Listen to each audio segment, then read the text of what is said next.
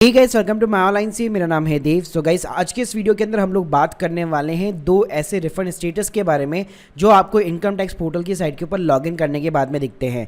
जैसे गाइस आप लॉगिन करते हैं तो आपको यहाँ पे दिखाई देता होगा रिफंड अवेटेड करके, और इसी के साथ में अगर आप अंदर की साइट में जाएंगे यानी कि ई फाइल वाले सेक्शन में जाएंगे, व्यू फाइल रिटर्न्स के ऊपर क्लिक करेंगे तो गाइस यहाँ पे भी आपको इस तरह का स्टेटस दिखता है, proceed with the refund due.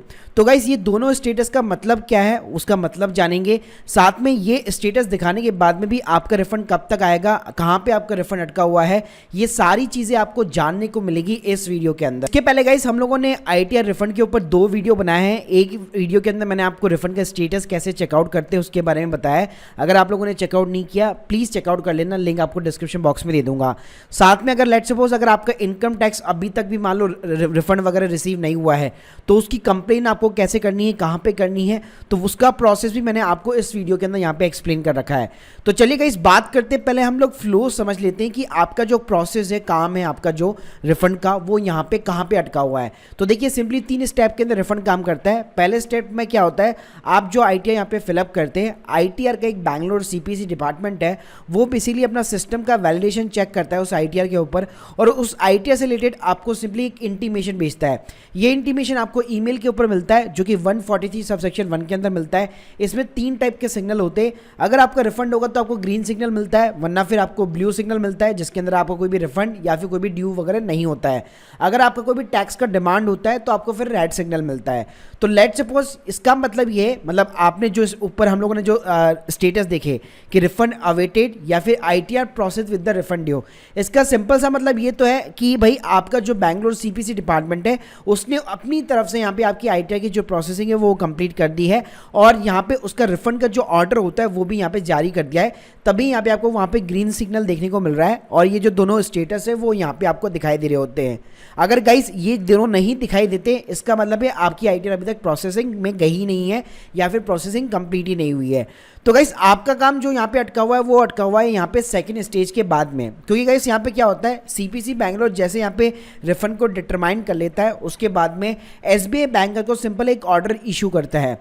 तो गाइस यहाँ पे जो रिफंड क्रेडिट होते हैं, नॉर्मली गवर्नमेंट का खुद का एक एसबीआई का अकाउंट होता है, उसी के थ्रू सारे रिफंड यहाँ पे इंडिया के अंदर सभी टैक्स पेयर को यहाँ पे क्रेडिट होते हैं। तो यहाँ पे सीपीसी बैंगलोर सिंपली एक रिफंड ऑर्डर जारी करता है एसबीआई बैंकर को, फिर एसबीआई बैंकर की ये लायबिलिटीज बन जाती है कि उस रिफंड को उस पर्टिकुलर बैंक अकाउंट के अंदर क्रेडिट करना। लेकिन उससे पहले भी वो 2-3 चीजें चेक करता है कि आपका बैंक अकाउंट अगर प्री वैलिडेट है, मतलब उसी पर्सन का होना चाहिए, आपका जो पैन कार्ड नंबर है आपके बैंक अकाउंट के अंदर लिंक होना चाहिए। तो ये सारी चीजें अगर पॉसिबिलिटी है तभी जाके एसबीआई बैंकर जो है आपका रिफंड इसके अंदर क्रेडिट करता है और एनएसडीएल की वेबसाइट के ऊपर अपडेट करता है।